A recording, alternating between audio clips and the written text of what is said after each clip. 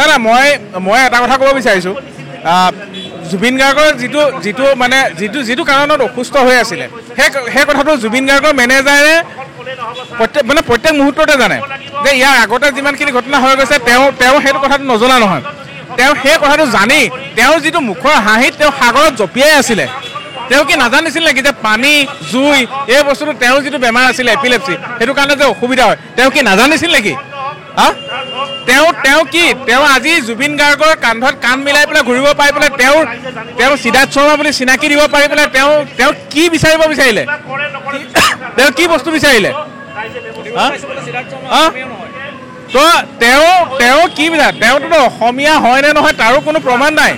তেওঁ জুবিন গাৰ্গৰ অনুৰাগীক সাধাৰণ অনুৰাগীক তেওঁ যি ব্যৱহাৰ কৰিছিলে জুবিন গাৰ্গৰ সেই অনুৰাগীখিনিক তেনেকুৱা ব্যৱহাৰ কৰা নাছিলে আজিলৈকে সেই কামটো সিদ্ধাৰ্থ শৰ্মাই কৰিছিলে লগত তেওঁ থাকি মেনেজাৰ হিচাপে থাকি তেওঁ সুৰক্ষা নিদিলে আজিলৈকে মই কিন্তু ইয়াৰ ওপৰত উচিত তদন্ত হোৱাটো মই বিচাৰোঁ মই তেওঁৰ লগত থকা প্ৰতিজন তেওঁৰ লগত ছিংগাপুৰত থকা প্ৰতিজন নাগৰিক প্ৰতিজন যিকেইজন অসমৰ পৰা যিকেইজন গৈছিলে তেওঁলোকৰ ওপৰত তদন্ত হোৱাটো মই বিচাৰোঁ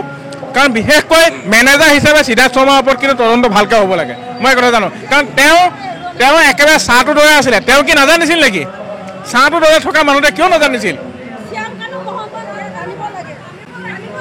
আনিব লাগে আজি তেখেতৰ কাৰণে আমি জুবিন দাক হেৰুৱালোঁ আমি জুবিন দা অকল এজন গায়ক নাছিলে অকল এজন শিল্পী নাছিলে আমাৰ কাৰণে তেখেত এজন অভিভাৱক আছিলে আমি আজি অভিভাৱকবিহীন হৈ গ'লোঁ আমাৰ কোনো ঠিকনা নাই আমাৰ কোনো অস্তিত্ব নাই এতিয়া আমি কাৰ ওচৰত যাম দেশখনৰ কিবা এটা হ'লে কাৰোবাৰ কিবা বিপদ হ'লে জুবিন দাই আগবাঢ়ি আহিছিলে আজি আমি জুবিন দাক নাপাওঁ আজি আমাৰ ওচৰত আমাৰ সাহস হিচাপে থিয় হৈ থকা আমাৰ গাৰ্জেনজন নাই গতিকে আমি কি লৈ জীয়াই থাকিম কি শান্তিত জীয়াই থাকিম আমি আমাক শ্যাম কানুক লাগিবই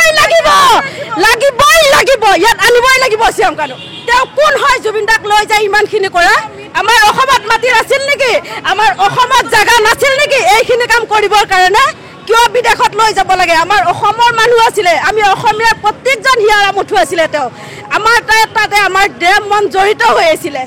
আজি আমি কোনো মানুহ শান্তিত থাকিব পৰা নাই গোটেই ভাৰতবাসী গোটেই অসমবাসীয়ে কান্দিছে তেওঁৰ হৈ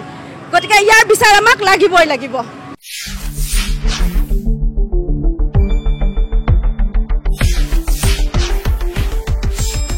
শুদ্ধ আৰু বিস্তৃত বাতৰিৰ বাবে চাই থাকক নিউজ ডেস্ক ৰিপোৰ্ট।